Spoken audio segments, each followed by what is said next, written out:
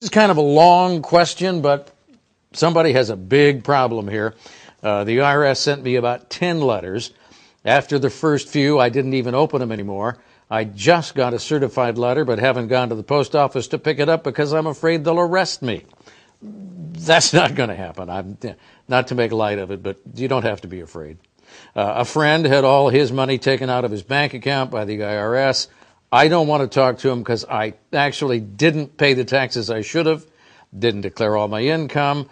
I don't want to go to prison. I'm going crazy. The IRS scares me to death. So, Sam, what does this taxpayer need to do?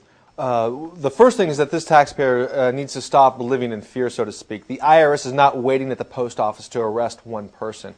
There's probably 20 million people in this country who have a fairly serious tax issue, and the IRS isn't waiting at 20 million different post office locations to arrest people when they get the certified mail.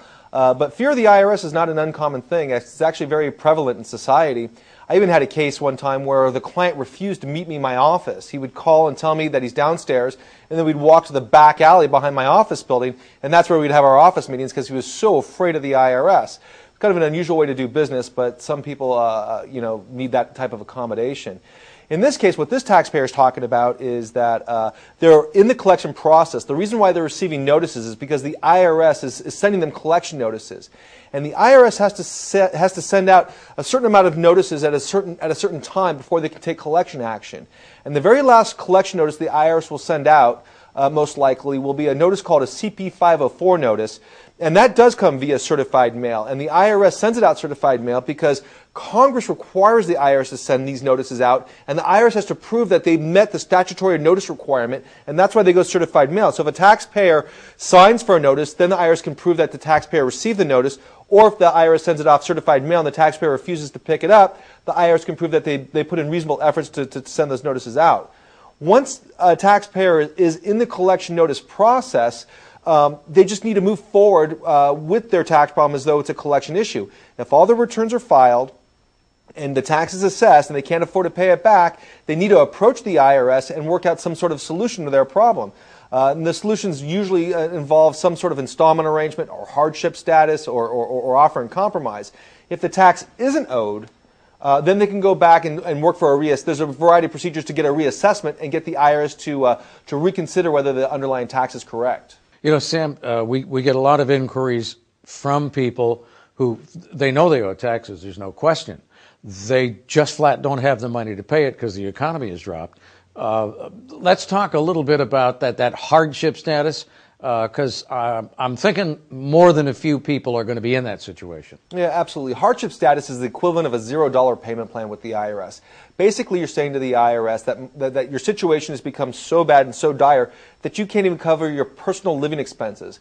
And personal living expenses are defined as rent or housing expense, food, apparel, cleaning supplies, transportation expense, health expense, current estimated tax payments. Those types of life insurance, those type of expenses are considered necessary living expenses. So if a taxpayer is not earning enough money to cover those expenses, then the IRS must consider something called hardship status, which is a $0 payment plan, which means that the taxpayer's collection or amount due to the IRS is being pulled out of the collection process and put basically onto the back burner, where the IRS will send no more notices, will take no more collection action, and this hardship status can last for a period of years or even more. If the taxpayer then starts earning money again, there is a triggering mechanism with the IRS where the case will be pulled back into collections, and then the taxpayer has to move forward either on an installment agreement or some sort of settlement called an offer in compromise down the road. But that may not be triggered until the taxpayer's adjusted gross income on their tax return boosts up over, $45,000, $50,000, somewhere in that range. Well, and any of these dramatic issues with the IRS or dramatic solutions, a taxpayer better be very, very sure that they're giving the IRS all the facts, all the figures, because chances are the IRS is going to know it anyway. Well, the IRS has a lot of investigative ability on both sides of the equation in determining how much tax you owe and how they're going to collect the tax. They have they subscribe to a lot of databases, private databases that they can glean information out of, and they also have their own internal database. So they can pull bank records, they can pull credit scores, they can pull all kinds of information on every taxpayer if they're looking to increase an assessment, meaning that they want to assert the tax taxpayer owes more tax than is reported on the tax return, or if they believe the taxpayer who actually owes money isn't paying enough, they have the ability to investigate what this taxpayer's expenses are and what their income is.